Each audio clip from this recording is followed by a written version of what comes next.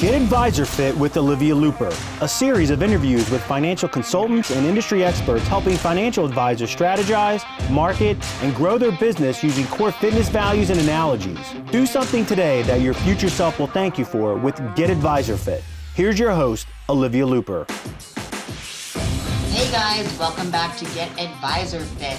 Today, I am joined by another marketing specialist, which you know gets me so excited, Niki Clark. And today what we are going to be talking about is Google My Business, which is also sometimes referred to as Google Business Profile, and talking about all the ways that it can help advisors double their business, triple their business, just depending how involved they want to get in the process. So there's really going to be some good news that you're going to want to tune in for. As always, we remind you to lift heavy, invest often, and market your ass off. But let me just close my mouth and give it over to Niki. Niki is here with me today, March 17th, 2023. We thought it would be important to tell you the date in case this information changes. Niki, tell us about yourself. Thank you for being here. First of all, my husband was asking me a little bit about you this morning, and I was like, basically, she's a badass. I don't know if I can say that, but I was like, basically, she's a badass in the marketing space for financial advisors. Oh, thank you. Awesome. So I'm a marketing advisor, I'm a marketing advisor and specialist and coach. And I laugh sometimes. I'm like a mini little therapist too for advisors, as you know, Olivia. So I do it all. And I really, really enjoy it a lot. I definitely I don't build websites at all or do any sort of event planning. That's for very special and important people. But other than that, same as you, Olivia, just out here trying to help advisors so that they can help their clients. Right, exactly. So that's why I love you so much. And one thing that I love about you, there's a lot of things I love about you, but one of the great things that we're always talking about in our space is know what you're good at, know what your specialty is, and hone in on that. And Niki does just that with her financial advisor marketing specialty. So without further ado, let's talk about Google My Business. Google My Business. So why does an advisor need Google My Business, and what can it do for them? You and I are both very super passionate about this. And yes, Google Business Profile or Google My Business is very important for advisors. This is 2023, and we're only going to continue to advance in technology. And so the major reasons are, of course, people go to the internet for validation. So if they're checking out an advisor, they're going to type it in and they're going to immediately look to see if this person's on there. And if there's not a Google Business Profile, that kind of sends subconsciously a little bit of a red flags. So it helps with increased visibility, but also, social proof. So I was searching the other day for someone to help. We cannot get anyone out here. It's been 2 years to come build a deck for us. Like we want to literally give people money and they're not coming out. But I couldn't, the top people I researched and actually clicked on were the ones that had Google Business Profiles. The ones that didn't just to me seem like, oh, there's no validation. There's no verification. I don't know who these people are at all. So there's that credibility factor in there. And that's the same with financial advisors. And then for the financial advisor on their end, it helps them with analytics and insights that gives them even more information and they can learn trends and what's going on and who's visiting. And so those insights are super powerful for an advisor. Right. So what I heard you say was 3 things. You're going to increase your visibility. So when people are searching for financial advisor near me, financial planning near me, you are going to come up higher in the list if you have a Google My Business Profile. Now, we'll get into later whose profiles get prioritized, but increased visibility, credibility, which is that social proof piece, meaning people are going to trust you because Google is not technically like verifying you, but there is a verification process for the business. It gives people that sense of security and great insights and analytics about the people that are looking for them. So these are 3 pieces of information that help bring people to you and also teach you, the type of people that your messaging and marketing is currently targeting. So let's talk about the key features of Google My Business, the ones that were, what is within Google My Business that's going to benefit the small and medium-sized advisory firms? Yeah, so it's super important. We might go back and forth on some things here, but what's really important is to fill out every single thing on the back end that's humanly possible. Same thing applies for if you have a YouTube channel or a social media profile or your website. It's like on the back end, you want to fill out everything you possibly can, because these are features that Google is saying is important. So if Google is saying is important, you need to be doing it. And then that helps with optimization, which we will go into later. But for small businesses, it's really important because ranking, as you know, does matter. So you want to ideally you want to be like the first person to show up, which is Like top 5 at least. Yeah. It's not easy. We'll say that. But if you can be on the first page, that's going to be really important. And then something that's been super big lately has been zero-click content, which means like, give me all the information right away. I don't want to have to click more. Heaven forbid we have to click one more thing in our life to find out more information. If we can have it all in one spot, that helps us with our search process, and also helps us with avoiding those rabbit holes, which can be really just super fun. Well, that's where people get lost. I And know, then they get disinterested, and then you've lost somebody who could have been a potential lead. Exactly. And then I myself as a user gets frustrated because I'm like, where do I go back to go to the original spot? And then I click out all of my tabs and start all over again. And then it can benefit business owners because you're able to show not only the rankings, but you're able to show reviews, which is that social proof and credibility. You can read their testimonials pretty much. And then photos. We like to see people. And I can't tell you enough how much I'm tired of stock photos. A good example of someone that's doing this really well is Olivia's website. She has pictures of herself, so we know immediately who it is. This is a big deal, a really big deal. And then maps, once again, is zero-click content. Google's done a really good job of, when you type something in, no matter what it is, they're going to show some photos, but they're also going to show a map and give people a good idea. So this can really help those businesses. All the information that most people generally want is right there, and it's really awesome, which is really incredibly helpful and fully in compliant with the SEC. You are like allowed to do this 1,000%.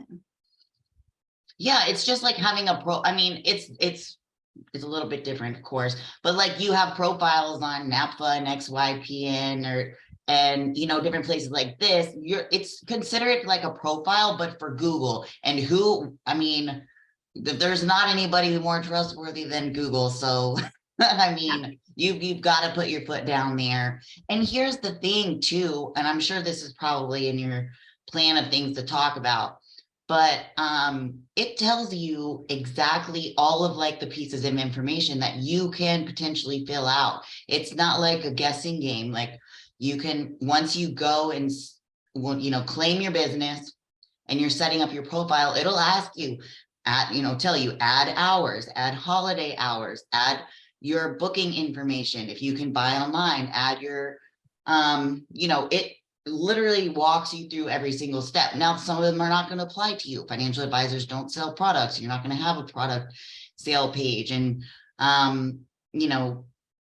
things like this, but you put in the information. As much as you possibly can.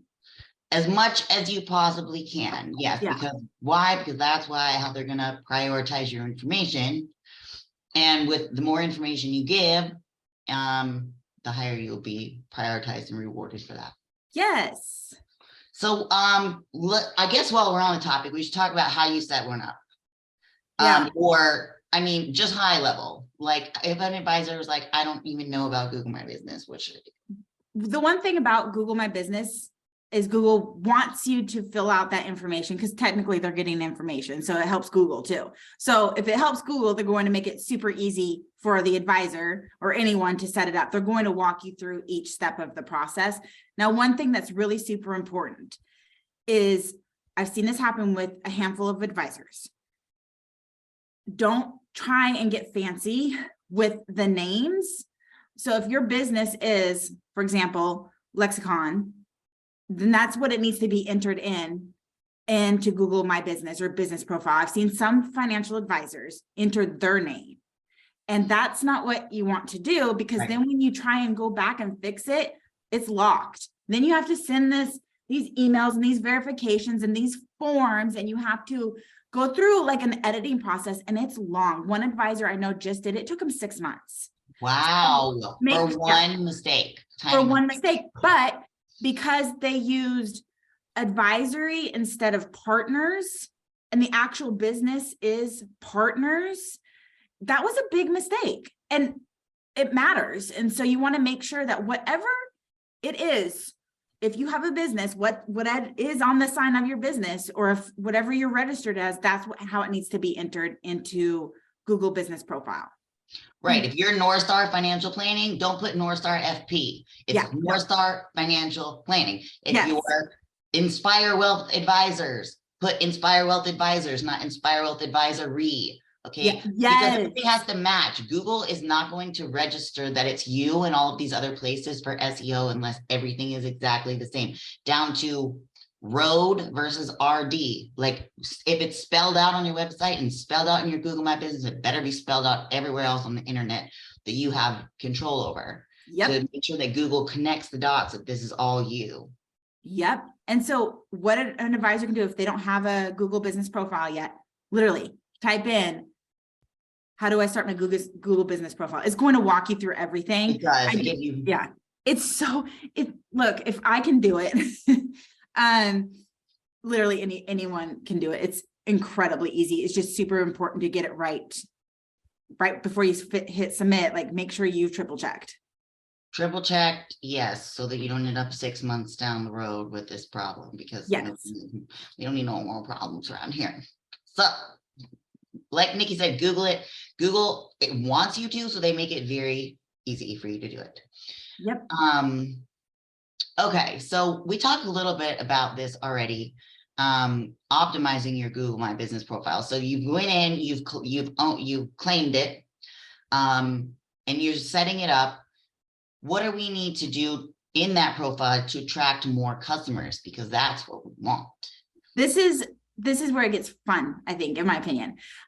So once again, fill out everything that's possible. This is the same for social media profiles and websites. So you want to fill out everything that's possible. And the keywords are going to matter. What do you want to be known as for a business? You want to use those keywords and long tail keywords, which means longer keywords, and make sure you're incorporating those where it seems fit. I wouldn't do it like every single, that's called keyword stuffing, and you're going to be penalized. So do insert what you want to be known for. For example, I had another advisor a while ago who wants to really be known for retirement planning. And when you entered retirement planning in this particular city, he was the second person that showed up. And I was like, this is huge, because they've been spending a lot of time on their Google Business Profile. And he was like, that's weird, because when I entered it, I didn't show up. And I was like, what did you enter? And he entered financial planner and then the city. And I'm like, but you don't want to be known as a financial planner.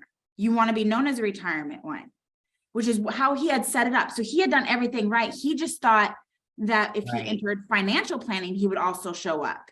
And I'm like, no, those are two different things. So whatever you want to be shown up for, use that as your keywords, use that in your messaging and your blog content and your social media content. It all connects.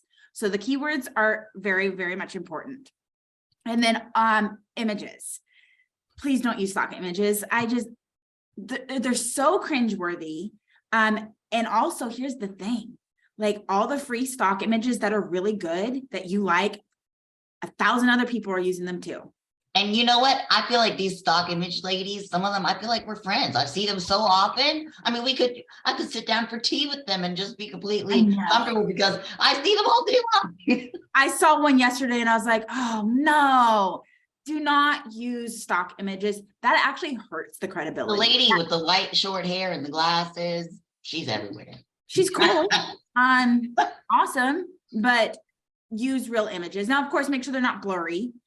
Make sure they're appropriate, which I don't think any advisors, I don't put any of your family on there. I think that's kind of odd, especially little kids. We've got to keep them protected. You know, we're getting into that age now, or that it's just weird. Take some pictures of the outside of your building. Take some pictures of the inside of your building for sure. Take some pictures of your staff. Most phones these days, unless you're still using an iPhone 6 like my dad, most phones these days have really awesome picture capabilities, and you can upload them right then and there. Like, that is going to be 1,000 times better than any stock photo. And then also keep your information up to date. I recommend, now Google Business Profile, Olivia, I did some research. They recommend that you do something to it every day. Who has time for that? Yeah. Financial advisors, I recommend at least twice a year. Go in there and make sure that the information is still the same, current, fresh, up to date. Sometimes you move buildings. Sometimes, you know, extension numbers change or whatnot like that. You just want to make sure all the information is still the same. Right. So, oh, one more thing. Yeah, go ahead. For optimizing reviews, which I think we're going to get into. Yes, we're going to get into that. That's like the bone. That's the carrot at the end of the episode we're going to get to, because everybody wants to know how to get in on that. They're super important. You have to have 5 to start showing up. Yes.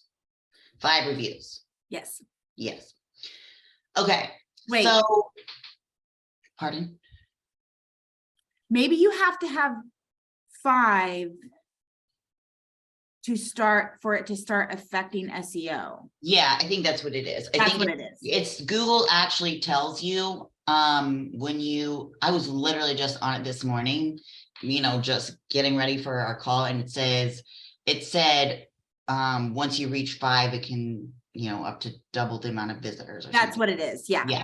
Okay. So yeah, 5 is that magic number that's going to land you, you know, hopefully in the top tier of retirement planner or financial planner or whatever it is you want to show up for. Quick story on that. We got to talk about this very quickly, because when I first started my business, what we just did was content development.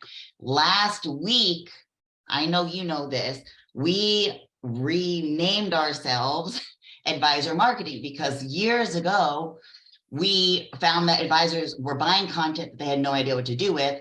I knew how to use content to build a business because I did it for myself and I was helping other people do it. So I just said, okay, we're going to add this in as part of our service offering to make it a, you know, an actual marketing package with custom content. But my keywords were not pointing people looking for advisor marketing to me. And even in the social space, I mean, if you knew people that would come across me, yes, if they went to the website and they looked at the services, but that's like 10 steps in, you know what I'm saying? So we had to actually just bite the bullet and say, okay, we have to change our name because we're not, you know, coming up for what we want to be coming up as. Just like the guy typed financial planner, but he had everything set up for retirement advisor. And so there's that disconnect, and that's part of also your sales funnel maintenance, is looking at the spots where people are dropping off or where you're not getting any inbound action and saying, what's wrong here? We need to fix it. So this is near and dear to my heart because I've just been going through it, but it's going to be worth it because people are going to understand actually what we do. Yeah. And it was honestly, you changed it from content development, right, to advisor marketing. Right. So it's still lexicon, same logo. We just changed the words. So recognizable wise, we still have the same colors and aesthetic and everything. It's just that, you know, we want to be viewed as our marketing company because we've been doing it since 2019. You know, it was literally maybe the first 6 months that we were only providing content. So it changed really quickly. But because, you know how it is when you start in your business and then you start gaining traction, you're like, this is great. And you kind of coast for a while until there becomes a need to revisit. So, you know, going and doing your Google My Business profile can be a great time to revisit some of these things that you might need to refresh, you know, that have just gotten stale over the years or maybe don't reflect exactly what you do anymore. I bet. And it's good. It's like, so that was content development is what we could call a short tail keyword, and you change it to advisor marketing. So now everything aligns, and that's one of those things that matter with Google and websites and SEO. They all interconnect. Exactly.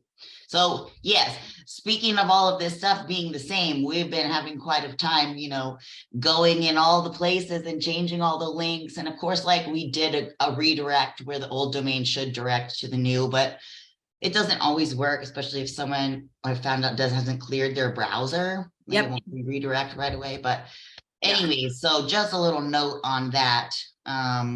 Because everyone always thinks about clearing their browser. Right. Nobody thinks about that. Nobody I does literally that. was on the phone with GoDaddy for 30 minutes for him to tell me to clear my browser. And I was like, wow, that was really dumb.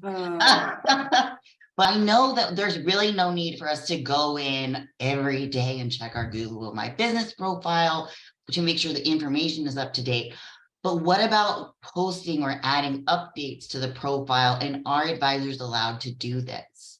So this is something me particularly, I'm super excited about. Google is saying you can treat your Google business profile as a social media profile, which immediately starts sending off alarm bells in the SEC world and compliance. Right. And rightfully so. I love compliance, believe it or not. As a marketer, I think they're phenomenal. Here's the thing. So this is why Google says you should be making updates every day. This counts as an update where you can literally go to your Google business profile and click update, and it acts as a social media profile. So I'm waiting to hear back from the amazing Max. He helps out with a lot of advisors and compliance and legal related issues. From what I know in dealing with the SEC and compliance, if this is acting as another social media profile, okay, putting a pin right there. And we know that compliance and the SEC do not like or recommend at all that advisors interact with their Google business profile whatsoever. I would advise right now to not do that until we hear back from Max and get some more clarification, because compliance and the SEC have to approve advisors' use of social media. But we also know that compliance and the SEC say, do not interact with anything on Google business profile, because that gets you entangled, and that counts as an endorsement and an advertisement. And then that can get you into a whole lot of legal trouble that, I mean, even if it's a good review, they recommend don't responding to it, not even saying thank you. Definitely don't get involved with bad reviews. And that's interacting all off your Google business profile, which updates to me says the same thing. Once again, I'm waiting to hear back from Max. So maybe Olivia, after this, we can be like, hey, we have an update. We've heard back. But as of right now, I'd be cautious.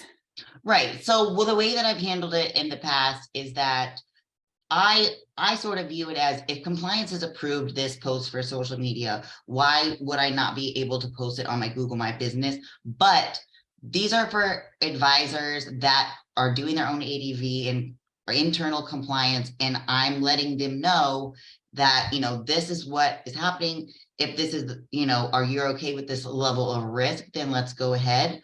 Or if you want to go ahead and check with your compliance department and make sure that posting updates is okay. Yes, we definitely know, do not interact with reviews. Again, we'll get into the reviews here just very shortly. But as far as updates, check with your compliance department, see if they allow you to make updates to your Google My Business. And what an update is basically, I mean, it could be anything, but a lot of times what people do is just take their social media post and use it in this other spot. Like you said, it's just like another social media profile, so you can put different updates there. Now, would you want to go in and put your ones that you do every day? Probably not, because it's going to get cluttered real freaking quick. Yeah. I mean, I would consider it like a featured section. We have featured on LinkedIn. So like maybe, or if there's something like super interesting is happening in the industry, bank runs, SVB, anybody, I mean, then it might be an opportunity to share an article that you wrote about it or whatever. But again, check with your compliance department, work with your marketing team to see what's allowed for you. Yeah. And of course, if we get some more information, we'll share that in the show notes as well. Okay, so what's next? Let's see what we have. Okay, this is it. This is what everybody's been waiting for. Advisor reviews. What have we seen done? What rules are we aware of? We've touched on it here and there. We've danced around it, but the moment has arrived. So what do we do with advisor reviews in Google? Because Google said if you have, what did you say earlier? If you have 5 reviews, it can double your visibility. Based on the statistics that they've gathered from the millions of businesses around the world doing this. So what do you think, Niki? What do we do here? And what have you seen with other advisors? Some examples. So most advisors, and rightfully so, they don't want to ask for reviews. They feel awkward about it. I get it too. Sometimes when I ask friends and family, hey, can you write me a review on LinkedIn? I feel awkward about it. But here's the thing. Most clients would love to give a review from what we've found. Now, you want to be careful. You know your clients better than Olivia and I. So use that knowledge that you have. But most will be like, yeah, I'd love to give you a review. You just have to make it really easy for them. You have to not tell them like, go to the internet, blah, blah, blah. Provide them the link right away. Like, here's the link. Make it super easy for them. There's a thing though. You can't cherry pick. So you can't pick out your best favorite clients and ask them for reviews. If you're going to be asking reviews via email, everyone needs to get that email. So make sure that you're definitely not cherry picking, not your top favorite ones that you're going to get the best reviews from, because we all love them.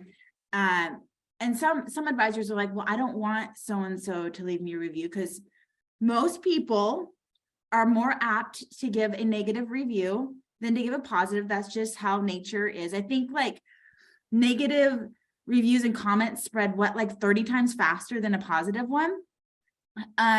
So I understand why you would not necessarily want to send an email campaign out and ask for those. But what you can do is you can add it to the bottom of your website and always have it there. That way you're not cherry picking, and have like the logo or icon of, review my business. There's tons of them out there, and where they click, they can immediately go review. Or it can be in your email signature. That is allowed. I have verified. Once again, everyone compliance is different, but according to the SEC, that is allowed. You can put it in your email signature. And then you can also do it after client meetings, because that doesn't count as cherry picking, because you have to meet with them. It is required. And so, hey, if you got a chance, we would love for you to review us. You can't tell them what to say at all. Just let them go ahead and review.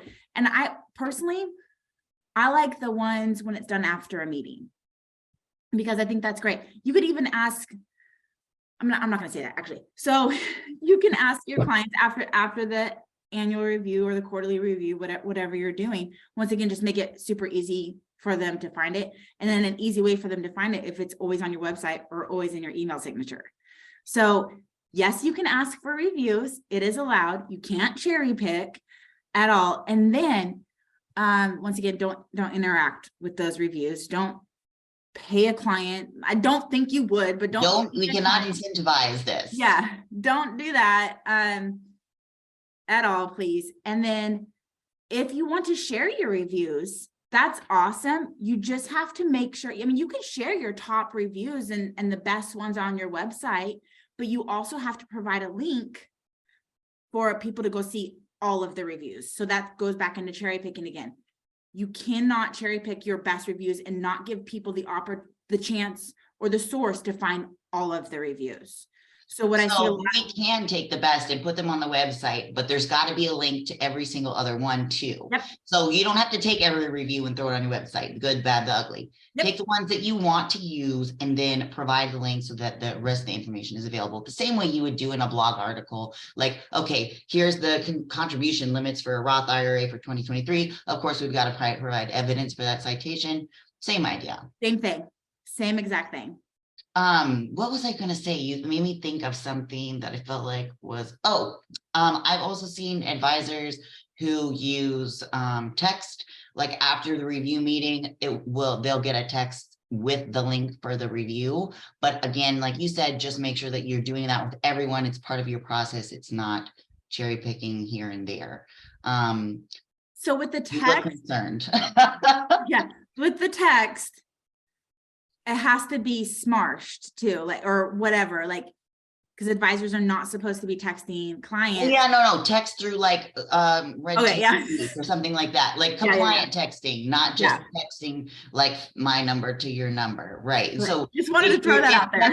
Yeah, thank you. If text is part of your marketing plan and you're using compliant texting avenues, that's one way that you can ask for the review. Yep. Yeah. But if you always also, if it's always in your email signature and you're always contacting your clients, it's right there. True. Now, I will say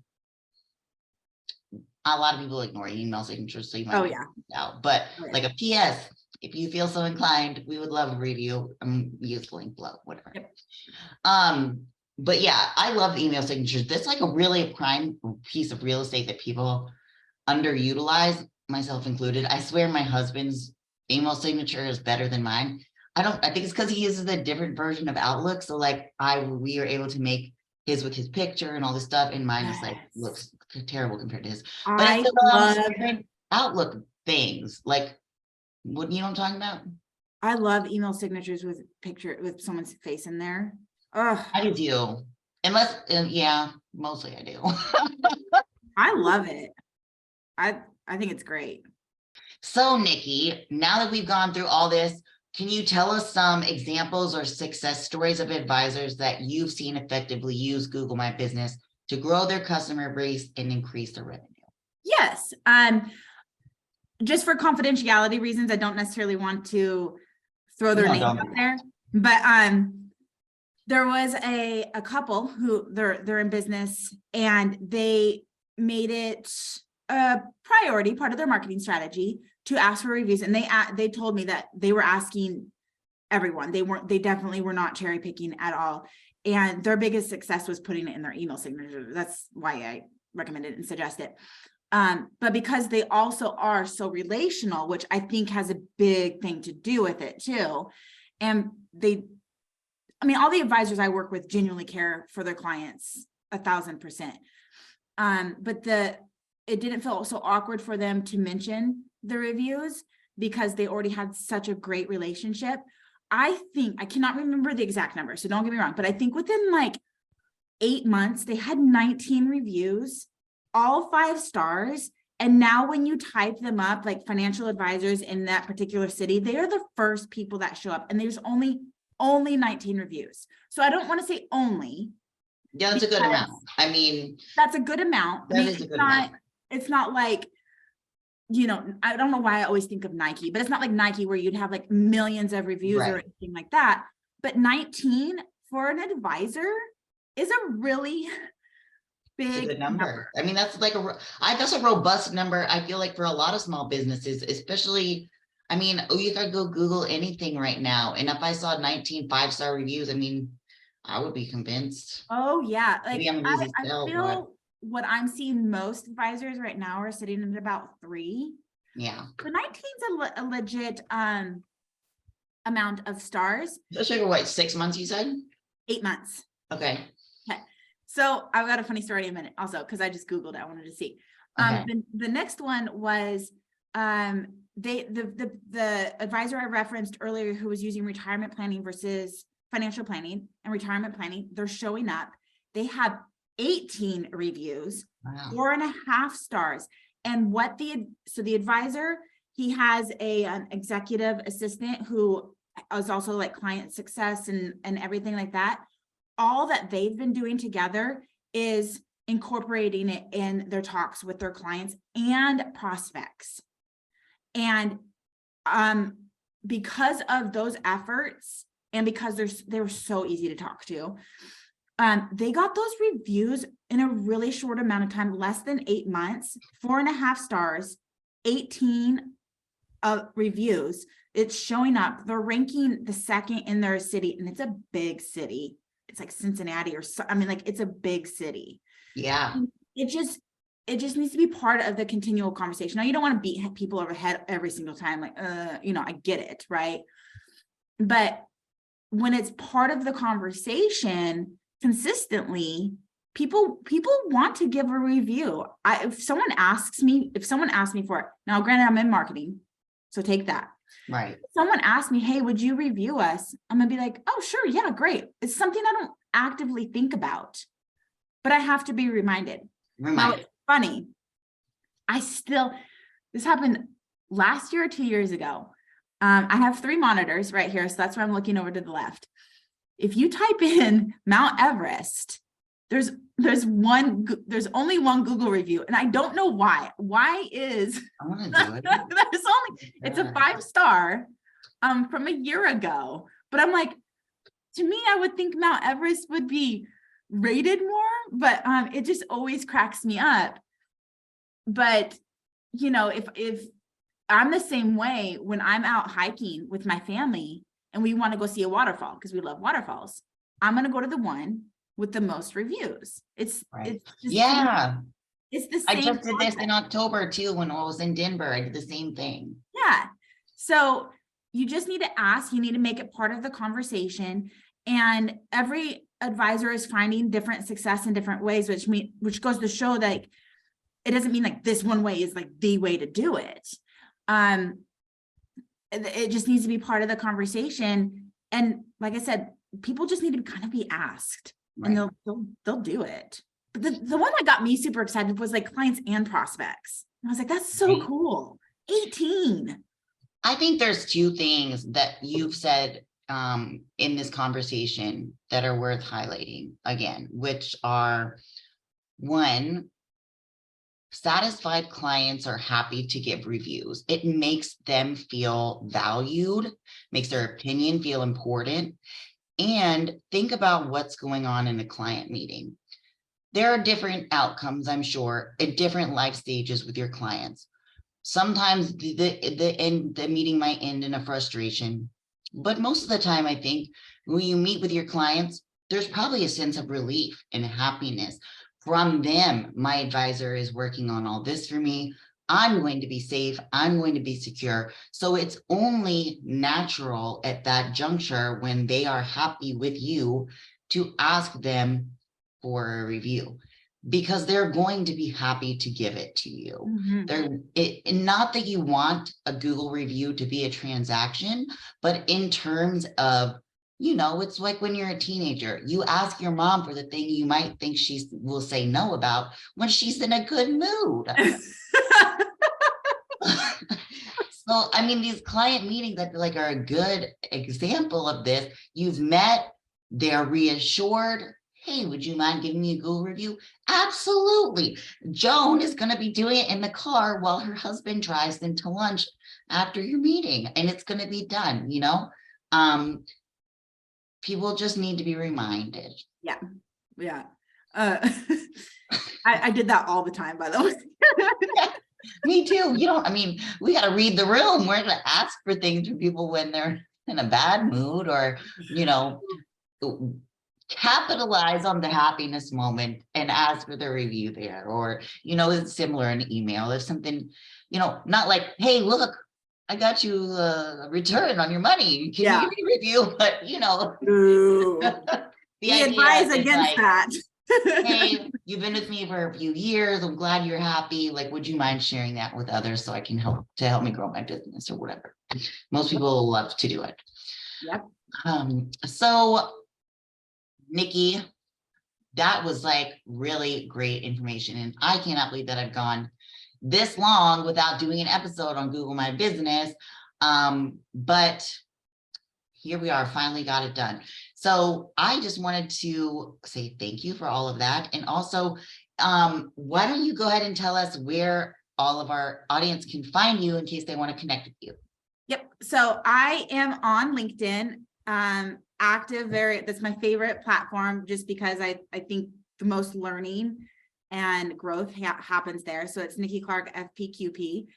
I am on Twitter, but I keep it pretty short, only because that can be a rabbit hole in and of itself. And I recognize my own areas that I need to work on. So I keep that one short. So I'm on those too for business and work purposes, and not on any of the others for a very, once again, time management. So just LinkedIn and Twitter for now. Excellent. I love that. Thank you, Niki. Also, we'll put Niki's links in the show notes so that you can connect with her anytime you like. If we get some more updates on the compliance reviews, we will certainly share them with you. Thank you for joining us, and we'll see you again soon. Thank you. Thanks for listening to Get Advisor Fit with Olivia Luper. To learn more about Olivia and how her firm, Lexicon Content Development, can help you, visit lexiconcontentdevelopment.com. If you want to reach out to Olivia on LinkedIn, you can find her at Olivia Luper Lexicon. And if you'd like to follow Olivia on Instagram, you can find her at Lexicon Content Development. Till next time.